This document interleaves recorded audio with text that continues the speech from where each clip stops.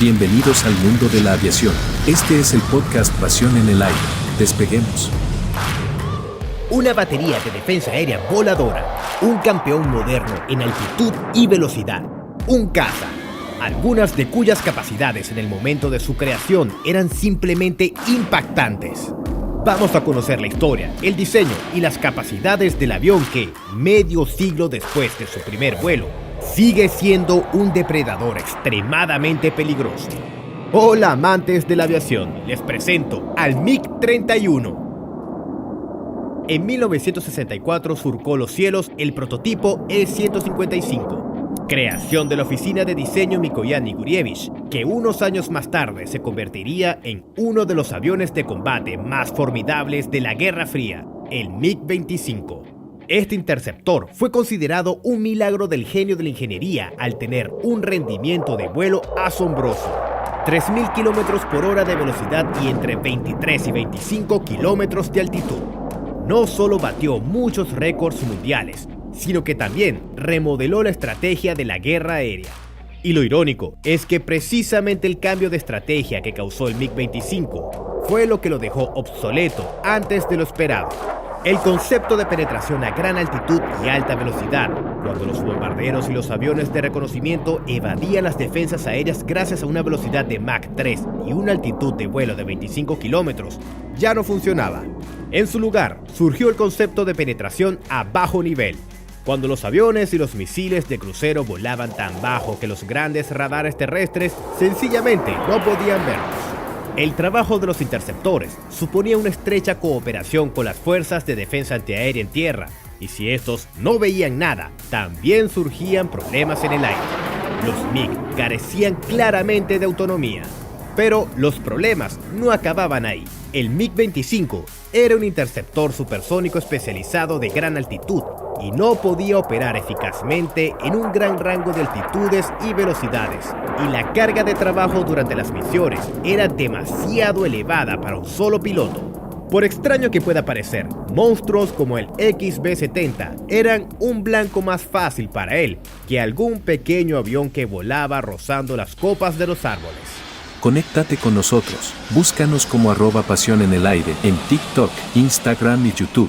La desventaja también se dejaba sentir en la autonomía de vuelo. Por eso, incluso con la llegada del nuevo interceptor, nadie tenía prisa por retirar al viejo Tu-128. Era, en muchos aspectos, peor, pero podía volar lejos y durante mucho tiempo. En principio, todo esto no puede calificarse de resultado de errores. La oficina de diseño MiG estaba al tanto de todos estos factores desde el principio, pero siguieron adelante, ya que de otro modo era sencillamente imposible crear un interceptor con las prestaciones requeridas en poco tiempo. E incluso en la fase de realización del proyecto E-155, los diseñadores pensaron en cómo resolverían estos problemas en el futuro. El inicio oficial del programa, que recibió el índice E-155MP, se dio en 1968. Los requisitos militares suponían tanto la conservación de los parámetros superiores del MiG-25 como una seria ampliación de la funcionalidad, incluyendo un mayor alcance y autonomía, capacidad de operar a todas las altitudes, así como de atacar casi cualquier objetivo, incluso terrestre. La cuarta generación de cazas se vislumbraba en el horizonte y ya había empezado a aparecer términos tan sediciosos como polivalente.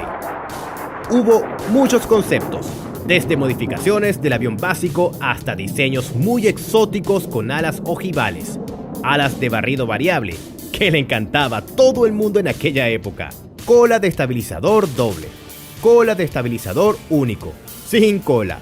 Los ingenieros se inclinaban por un biplaza de un solo estabilizador vertical y con ala de geometría variable, una especie de MiG-23 con esteroides.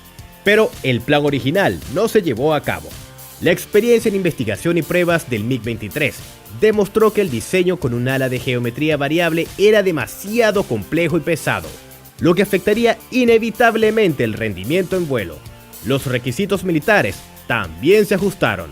Su celo se enfrió ligeramente y el deseo de crear una plataforma universal polivalente se sustituyó por una visión más pragmática de un interceptor más universal que el MiG-25 sin perder su alta velocidad. Debía mantener las capacidades de caza, pero ya no tenía que ser un bombardero. De eso se encargaba ahora el nuevecito Su-24. En consecuencia, decidieron fabricar un nuevo avión, pero seguir utilizando el MiG-25 como base. Todas estas discusiones y cambios llevaron bastante tiempo. El primer prototipo no despegó hasta 1975 y era un avión con el índice MiG-25MP. Pronto despegaron más prototipos, que eran casi MiG-31, pero sin parte del equipo de a bordo, que aún no estaba listo. Conéctate con nosotros, búscanos como @pasión en el aire, en TikTok, Instagram y Facebook. La situación era complicada. Por un lado, el MiG-25 era un avión muy moderno, por lo que no había necesidad de correr contra el tiempo. Por otro lado, el proyecto empezaba a alargarse y todo estaba frustrando a los clientes. Esta irritación aumentó aún más en 1976, después de que el interceptor básico MiG-25P fuera secuestrado y llevado a Japón, donde se revelaron sus secretos y esto exigía medidas urgentes. Entonces se creó el MiG-25PD, que se veía como una decisión forzada, puesto que el MiG-25P ya no era adecuado y el MiG-31 aún no estaba listo. Pero incluso con todos los recursos disponibles, las pruebas y mejoras fueron difíciles y requirieron varios años de trabajo. Finalmente, en 1981, todo el sistema fue aceptado en servicio. El E-155MP se convirtió en el MiG-31. Veámoslo más de cerca. Bueno, estamos en el Museo Patriot Park, situado a las afueras de Moscú y repleto de interesantes equipos en exposición. Uno de ellos es nuestro héroe de hoy. El diseño general del MiG-31 es, más o menos, el mismo que el del MiG-25, pero con ajustes que hacen que el 31 parezca algo más pequeño que el 25. Pero esto no es más que una ilusión. Mide 21,6 metros de largo y la envergadura es de 13,5 metros, muy cerca de papá. Mientras que, dentro de las dimensiones generales, algunos elementos se han hecho incluso más grandes, con los correspondientes cambios en el peso. La experiencia del servicio del MiG-25, el desarrollo de tecnologías y, en cierto modo, una operación en condiciones menos severas permitieron cambiar la selección de aleaciones de las que estaba hecho el nuevo avión. Mientras que el MiG-25 es un 80% de acero, el MiG-31 ha reducido esta cifra a la mitad, que corresponde principalmente a la parte central del fuselaje, que también está soldada. Mientras tanto, la parte de aluminio ha crecido hasta el 33% y la de titanio hasta el 16%. Parecería que un avión fabricado con materiales más ligeros debería ser más ligero, pero no es así. Totalmente equipado, el MiG-31 pesa 46 toneladas. Es 6 toneladas más pesado que el MiG-25 y 3 toneladas más pesado que el enorme Tu-128. El Su-27, que en realidad no es un avión nada pequeño ni ligero, parece un bebé al lado de esta cosa. El tren de aterrizaje es apropiado para tal máquina. Cada pata principal viene con 2 ruedas situadas, no una al lado de la otra, sino con una hendidura. Esto permitió reforzar las patas, reducir la carga sobre el suelo y mantener una compacidad relativa. Se retraen hacia adelante y aquí hay una solución interesante. Las compuertas delanteras del compartimiento del tren de aterrizaje funcionan también como frenos aerodinámicos. El tren de morro también es de 2 ruedas. A diferencia del que tiene el MiG-25, se repliega hacia atrás en lugar de hacia adelante. Al parecer, el muy denso relleno del morro no dejaba espacio para un nicho y este tuvo que migrar. Y los ingenieros tuvieron que convertir esta cosa en un caza interceptor maniobrable, lo cual no es una tarea trivial. En términos de aerodinámica y control, la nueva máquina es diferente de la antigua, aunque a primera vista todo es igual. El avión tiene una ala nueva, su configuración interna ha cambiado y hay extensiones del borde de ataque por la parte exterior. El fuselaje también empezó a crear parte de la sustentación y se mejoraron los dispositivos hipersustentadores. Los flaps y los alerones se hicieron más grandes y delante aparecieron los slats. La unidad de cola, en general, no ha cambiado mucho. Un par de estabilizadores enteramente móviles. Un par de grandes estabilizadores verticales ligeramente inclinados hacia los lados. Y un par de aletas bajo el fuselaje por debajo. Todas estas soluciones dieron resultados. El MiG-31 aprendió a volar con normalidad, no solo a velocidades supersónicas, sino también a velocidades medias con maniobras más o menos decentes. Pero no hay que hacerse ilusiones aquí. Sigue siendo un yunque con alas y está muy lejos de la maniobrabilidad del Su-27. Pero, comparado con el MiG-25, es un auténtico bailarín. La velocidad de aterrizaje es de unos 280 km por hora. La carrera de despegue es de 1200-1300 metros. Mientras que la de aterrizaje es de unos 800-900 metros cuando se usa el paracaídas de freno. Esto sigue siendo bastante mucho, siendo la razón de una mejora aerodinámica que vino al precio de un mayor peso. Pero el lado positivo es que no hizo falta remodelar los aeródromos. Si el MiG-25 podía trabajar allí, entonces el 31 también puede. Y ahora, más detalles sobre por qué el MiG-31 es tan pesado. La primera razón es la planta motriz. Conéctate con nosotros. Búscanos como @pasión en el aire en TikTok, Instagram y Facebook. El principal secreto de la velocidad del MiG-25 era su motor. El R-15B300 era un dragón loco que podía volar fácilmente a velocidades supersónicas. Pero todo tiene un precio. Este dragón tenía una vida útil corta, consumía mucho combustible y, aunque volaba bien a Mach 3, no era muy eficaz a velocidades subsónicas. Así que tuvo que ser reemplazado.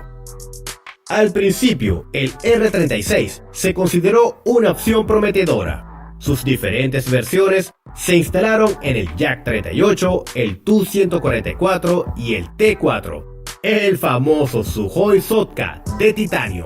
Pero no funcionó. Era muy complejo y caro, y las esperanzas de reducción de costes gracias a la producción en serie se desvanecieron cuando los proyectos Tu-144 y Tu-4 empezaron a hundirse. La alternativa resultó ser inesperada, el D-30.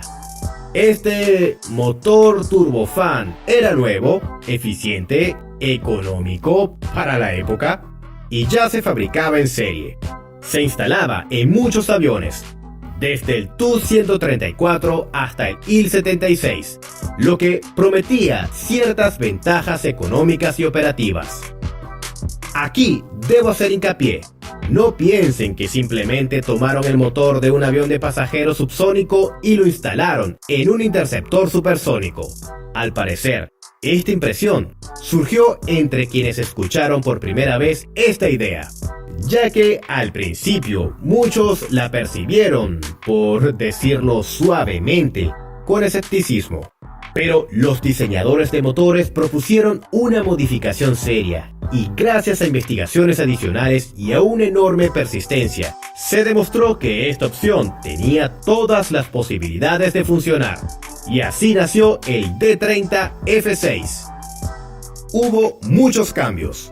Se aumentó la temperatura de la cámara de combustión, se añadieron varias etapas y se instaló un postquemador. Además, se sustituyeron muchos materiales por otros más duraderos y resistentes al calor. Aparecieron alaves ajustables, un conducto de derivación adicional, un complejo sistema de refrigeración y un control duplicado. Un efecto secundario de todo esto fue el tamaño. Si el R-15 era grande, el D-30 lo era aún más. lo que obligó a aumentar el tamaño del fuselaje, especialmente en longitud. Las toberas ajustables estaban separadas, mientras que en el MiG-25 se cruzaban. El diseño de las tomas de aire es, en general, similar al del MiG-25. En los laterales del fuselaje hay dos grandes cuñas con solapas ajustables debajo. Los canales se han vuelto más complejos. También recibieron varios paneles dinámicos y desviación de la capa límite.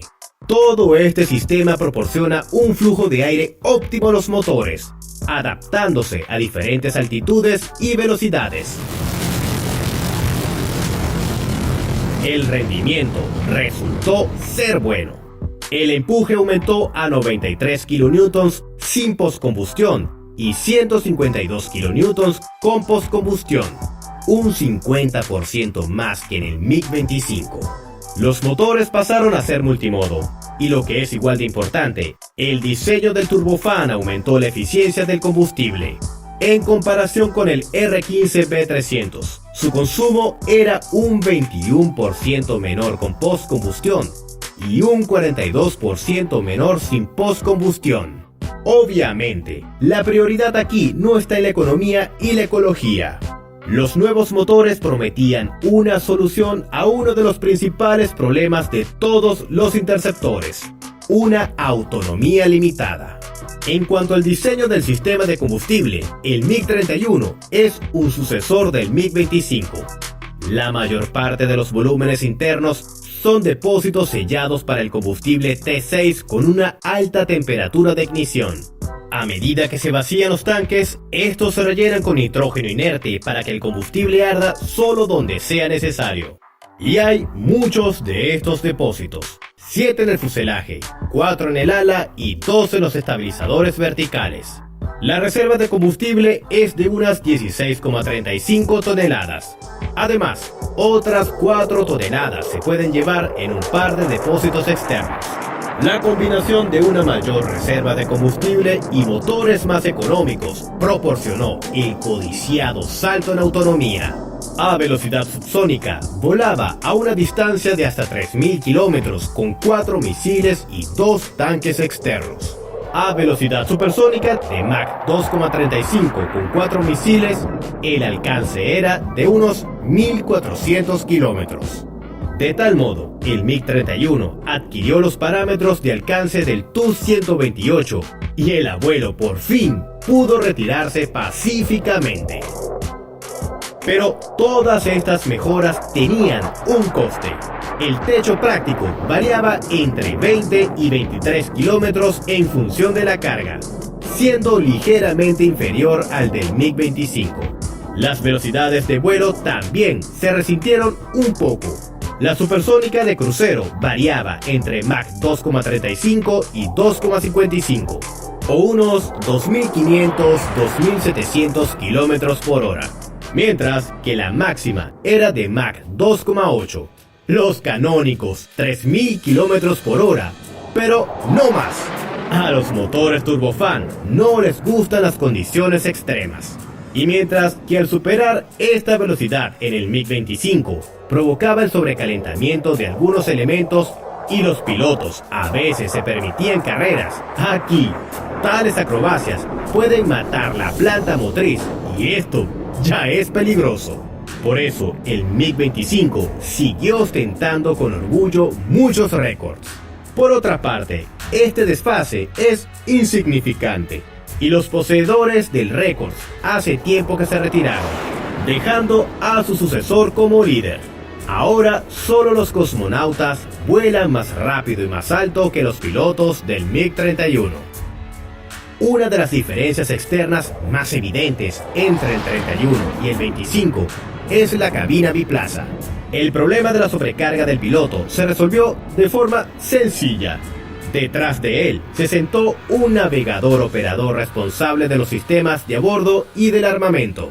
La carlinga es única, pero en su interior está dividida en 2 cabinas con segmentos de apertura separados, algo similar al SR-71. La visibilidad aquí es, por supuesto, mejor, pero hay muchas partes metálicas y el acristalamiento es de plexiglas resistente al calor. Así que en las versiones posteriores la visibilidad fue mejorada. Encima de la cabina delantera hay un pequeño crecimiento con un espejo, dando al piloto una visión trasera. Y encima de la cabina trasera hay un periscopio, un espejo que se extiende, por ejemplo, durante los despegues y aterrizajes, y le da al navegante una visión hacia adelante. Se fabricó un nuevo asiento especialmente para el nuevo MiG. El K-36DM amplió enormemente los rangos operativos con velocidades en el momento de la eyección, variando de 0 a 1400 km por hora a una altitud de entre 0 y 30 km. La sobrecarga durante la eyección se redujo de 20 a aproximadamente 15 G. Un gran regalo para las vértebras espinales. Con el tiempo, el K-36 se convirtió en la base de toda una familia, que encontró un lugar en las cabinas de la mayoría de los cazas soviéticos y rusos de cuarta generación. Suscríbete a nuestro canal de YouTube, Pasión en el Aire. Pasemos ahora al equipamiento de a bordo. Este pequeño mundo oculto a las miradas indiscretas se convirtió para los creadores del MiG-31 en un reto igual de grande que el fuselaje o los motores.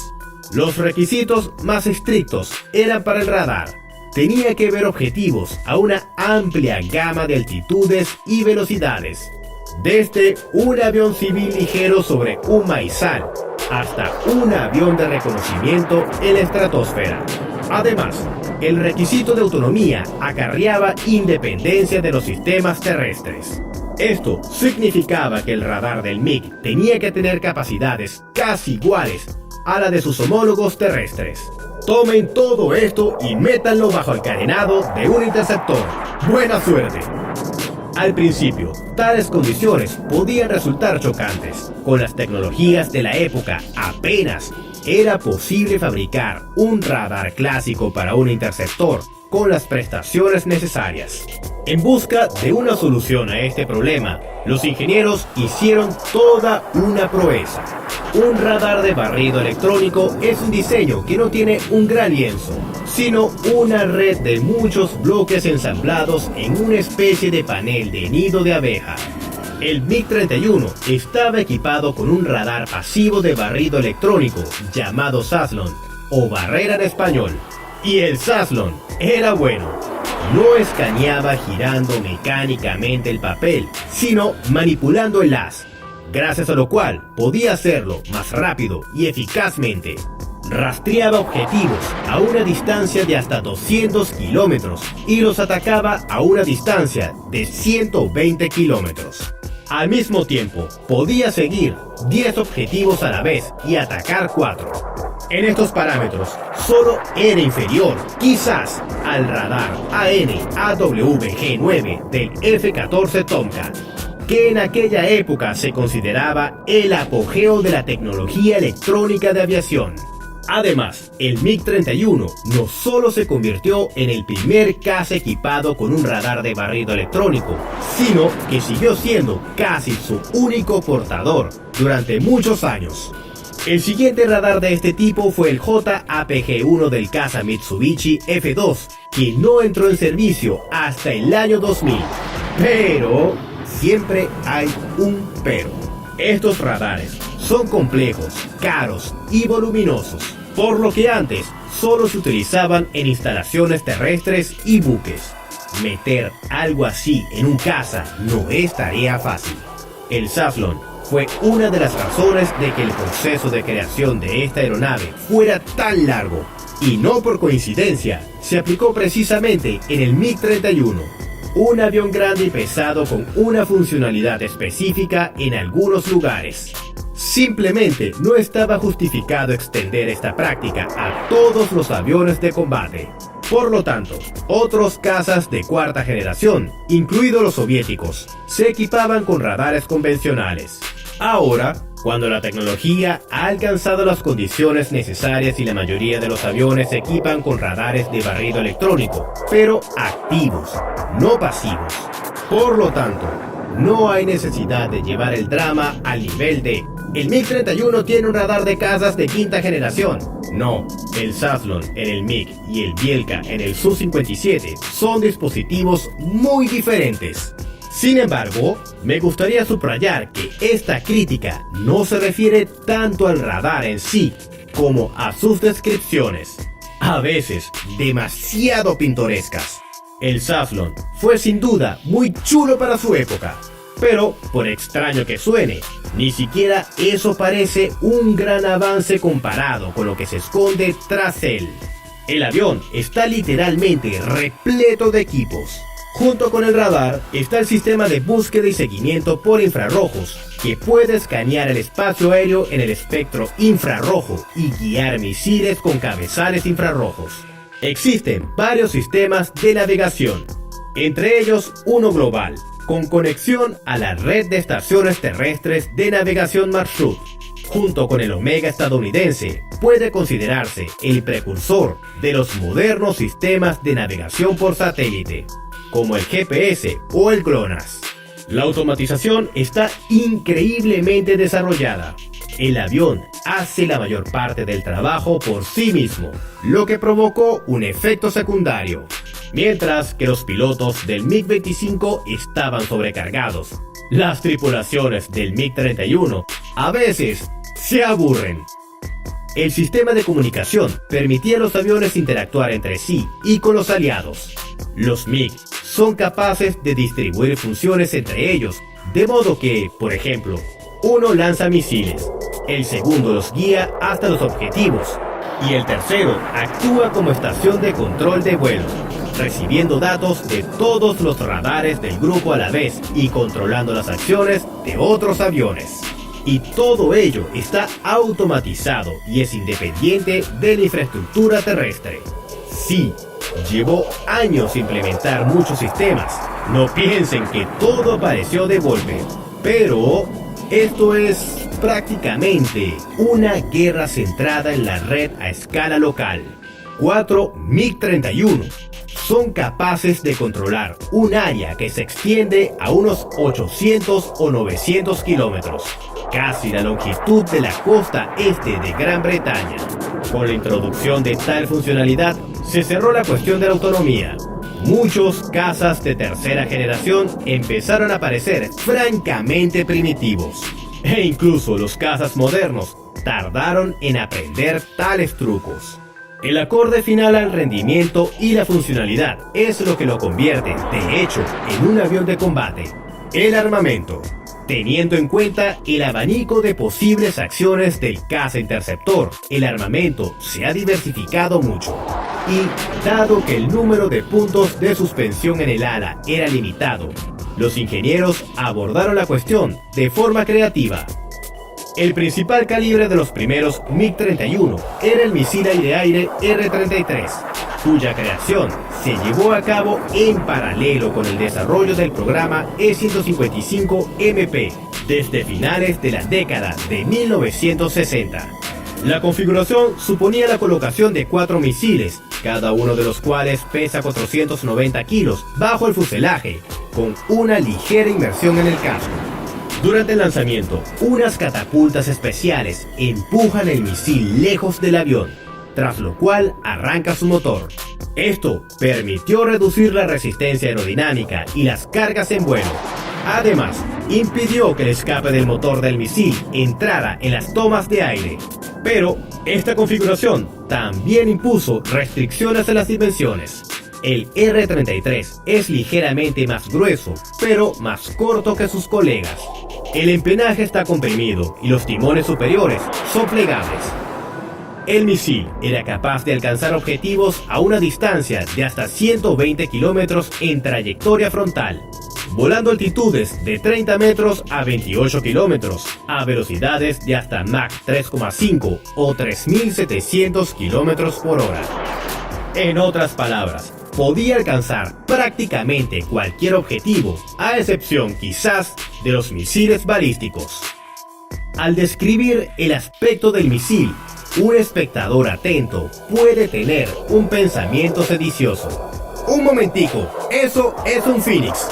Sí, los calibres principales del MiG-31 y del F-14 son similares en apariencia, pero su relleno es diferente. Los misiles del MiG tenían un sistema de guía por radar semiactivo y eran guiados hasta los objetivos por el radar del avión, mientras que las flechas del F-14 tenían un sistema de guía activo y podían apuntar de forma independiente, quitando la carga sobre el radar del portador.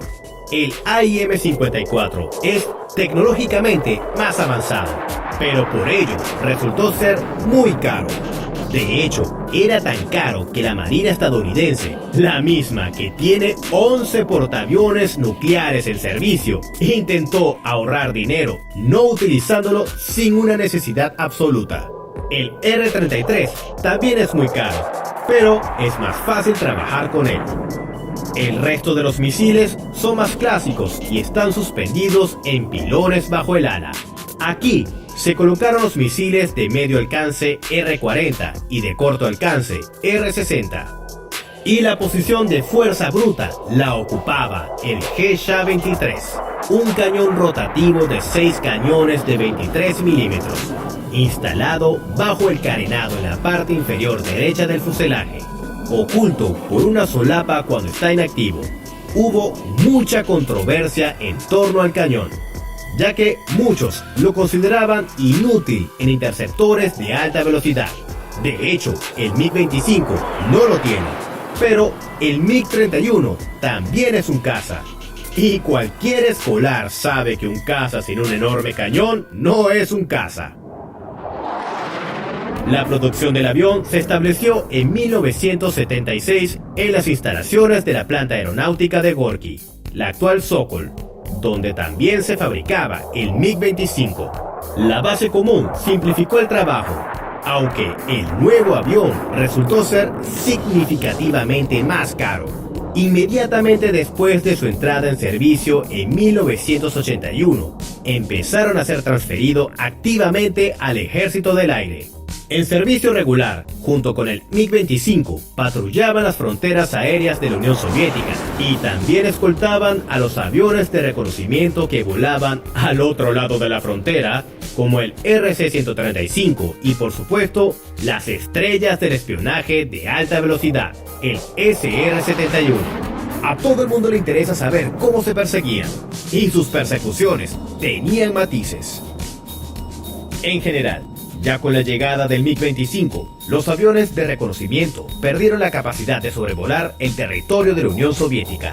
Pero los viejos interceptores estaban ligados a los sistemas terrestres, cuya densidad estaba desigualmente distribuida por todo el país, y aún quedaban zonas por las que era posible escabullirse durante un breve espacio de tiempo. El MiG-31 cerró esta ventana. Mientras que antes, conociendo la ubicación de los sistemas de defensa antiaérea, era posible encontrar agujeros por los que entrar. Ahora estos sistemas volaban donde y como querían, sin dejar huecos. El Blackbird seguía siendo más rápido, pero los nuevos radares y misiles interceptores hacían que esta ventaja fuera insignificante. Los oponentes se enteraron inmediatamente de los nuevos vecinos. Al principio, el MiG-31 tenía el índice OTAN Super Foxbat, ya que la inteligencia estadounidense creía que se trataba de un MiG-25 actualizado. Pero, tras recibir datos más detallados, cambiaron la indexación y le dieron un nuevo nombre, Foxhound, o Raposero en español. Pero los años pasaron y con el tiempo no solo cambiaron las tácticas de la aviación estratégica, sino también su papel en la tríada nuclear. Mientras que en los años 60 los principales portadores de armas nucleares eran los aviones, en los 80 la prioridad se había desplazado hacia los misiles balísticos. Los MiG perdían su papel puramente defensivo y ahora tenían que ser capaces de operar en el exterior, escoltando bombarderos y cubriendo la flota. Esto requería un mayor alcance, que sería posible con el reabastecimiento aéreo. Afortunadamente para entonces ya había llegado el nuevo avión cisterna Il-78, creado sobre la base del Il-76. También se amplió la autonomía mejorando el equipo de a bordo. Además, el afán por rehacerlo todo de nuevo estaba causado no solo por la sed de progreso, sino también, sí, por otra filtración de información secreta. Nadie secuestró el MiG-31. Pero entre las paredes del instituto que creó este equipo trabajaba un tal Adolf Tolkachov, que resultó ser un agente de la CIA. El resultado de la modernización fueron los MiG-31DZ y MiG-31B. Cabe destacar que algunos de sus componentes actualizados acabaron implementándose en los aviones ya entregados. Un hito en el desarrollo del programa fue el proyecto MiG-31M, que supuso una modernización más radical con cambios en los sistemas, el diseño y el armamento. Pero el avión seriamente modificado requería trabajo adicional, cuyo periodo coincidió con el colapso de la Unión Soviética. Al perder el apoyo, los fabricantes de aviones no pudieron poner en producción la versión M, y la producción del propio MiG-31 empezó a reducirse porque no llegaban nuevos pedidos. Por supuesto, había muchos proyectos de modificaciones para la exportación, sobre todo porque la experiencia de exportar el MiG-25 no era mala, pero el 31 era más complejo y caro. Tenía mucho más elementos secretos y empezó a entregarse con bastante retraso. En la década de 1990 se consideraron posibles contratos, pero los clientes se inclinaban por los más versátiles, Su-27 y Su-30. Como resultado, en 1994 finalizó la producción del MiG-31 con un total de 519 aviones ensamblados. Pero el juego del gato y el ratón continuó. En los años 50, se consideraba que el principal método de penetración estratégica de la aviación era la gran altitud.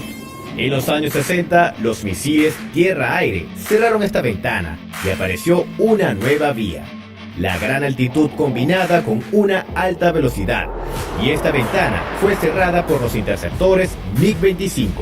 En la década de 1970, la respuesta fue la aparición de la penetración a bajo nivel, y esta ventana fue cerrada por el MiG-31. Y así, en la década de 1980 se encontró otra solución. Ya que saltar y precipitarse no funciona, se puede intentar colarse sin ser visto. Al describir los parámetros de alcance del radar, omití un matiz: la dependencia de la sección radar equivalente del blanco o su luminosidad.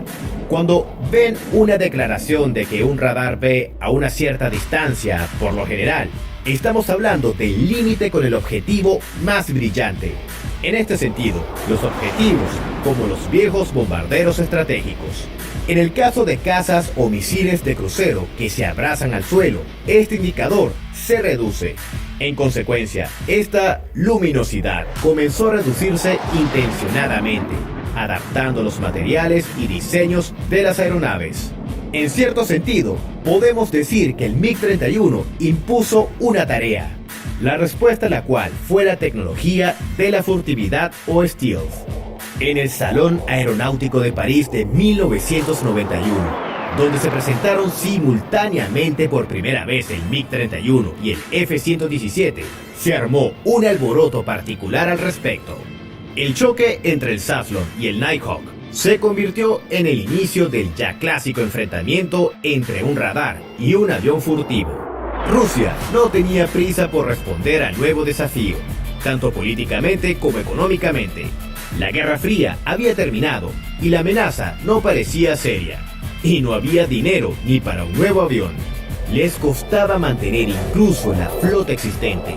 Como resultado, empezó a formarse un escepticismo en relación con los MiG. El debate surgió con renovado vigor.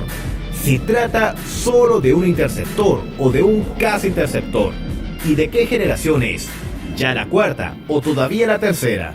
¿Y qué más da? Los aviones furtivos han remodelado el concepto de guerra aérea.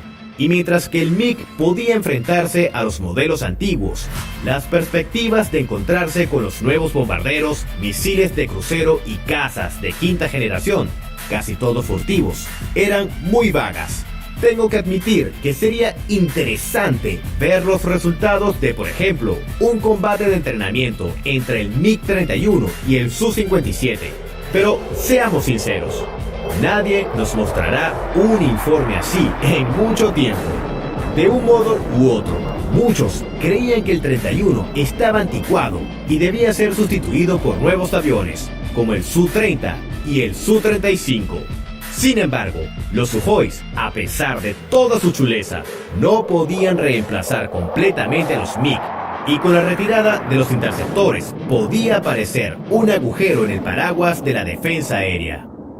A finales de los años 90, tras haber cobrado fuerza, los Mikoyans decidieron actualizar la flota modernizándola y aplicando soluciones del proyecto M cerrado. No se cambió el diseño, pero sí el relleno. Así apareció el MiG-31BM, que se ha convertido en la versión actual en este momento.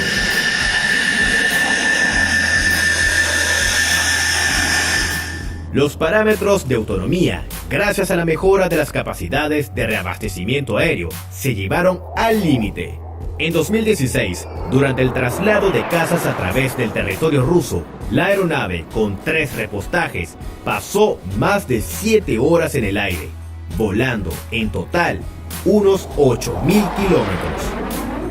La creación del radar Sathlon M fue un paso importante. El alcance de detección aumentó de 200 a, según diversas estimaciones, 320-400 kilómetros. El número de objetivos seguidos simultáneamente aumentó a 24 y el de los atacados a 8. La carga de combate alcanzó las 9 toneladas y la gama de armas creció aún más. Apareció el misil R-37, un proyectil de Mach 6, con guía activa y un alcance de casi 300 kilómetros. Junto a él aparecieron los misiles de alcance medio R-77, de corto alcance R-73 y R-74. También pueden utilizarse misiles antirradar y antibuque, como el Ja-31 y el Ja-58. En teoría, también puede llevar bombas, y esto puede incluso tener sentido si son guiadas.